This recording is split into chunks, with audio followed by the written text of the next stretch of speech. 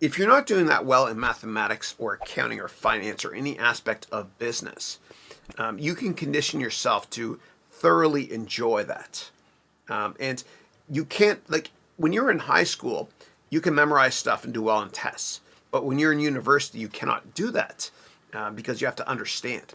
And so the way that I teach finance and accounting and business in general is my students never memorize anything. What they do is they understand stuff. And I use a lot of props as well. And so don't memorize mathematical equations. Understand them. Understand them. And if you understand them and you rearrange them as well, then you'll be very, very successful and you'll enjoy it because we always enjoy what we understand. We do. It's fun.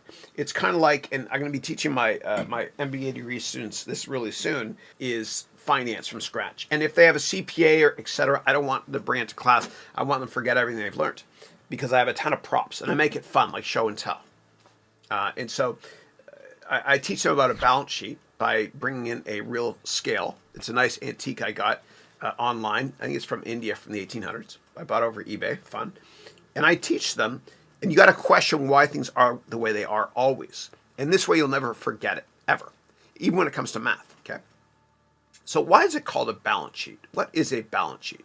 Well, a balance sheet tells you, what stuff you have and who owns that stuff. Well, what if we didn't have balance sheets? Well, then we'd never know who owns our stuff. Well, why is it called a balance sheet? Well, it's called a balance sheet because if you think of an old scale, and I have that prop, which I'll be bringing in soon for my platinum and gold students.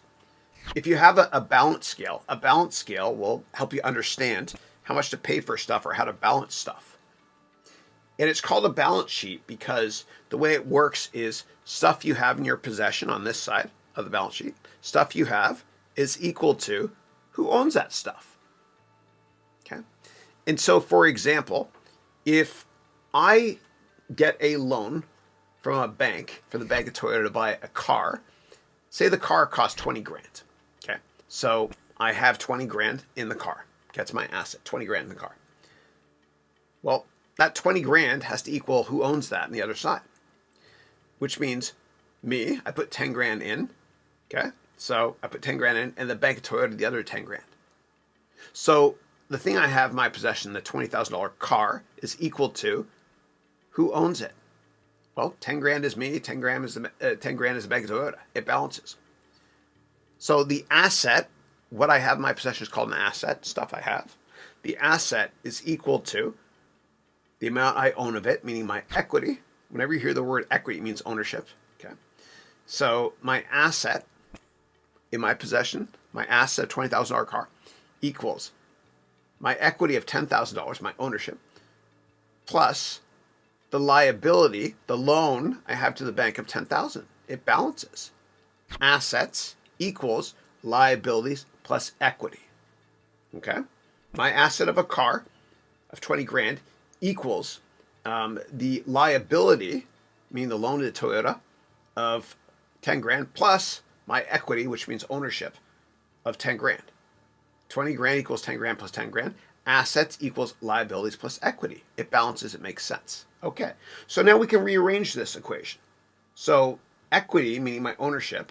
So if assets equals liabilities plus equity, then we know that equity, rearrange the formula, equity equals assets minus liabilities. Oh. So equity means ownership. So how much of that car do I own? Well, equity equals assets minus liabilities. Equity equals how much I have of it minus debt. So I have $10,000 equity ownership, and that equals the $20,000 asset minus the $10,000 loan. Equity equals assets minus liabilities. 10,000 equals 10,000. Okay. Okay, makes sense? Okay, good. And I have a lot of props to do that as well. But what I'm trying to impress upon you is the fact that you should you should try to rearrange these formulas and thoroughly understand them and question everything. You know, kind of like Sega, challenge everything. Challenge everything. And be intellectually curious and a sponge and understand why things are the way they are. Because if you understand why things are the way they are, you'll never forget it.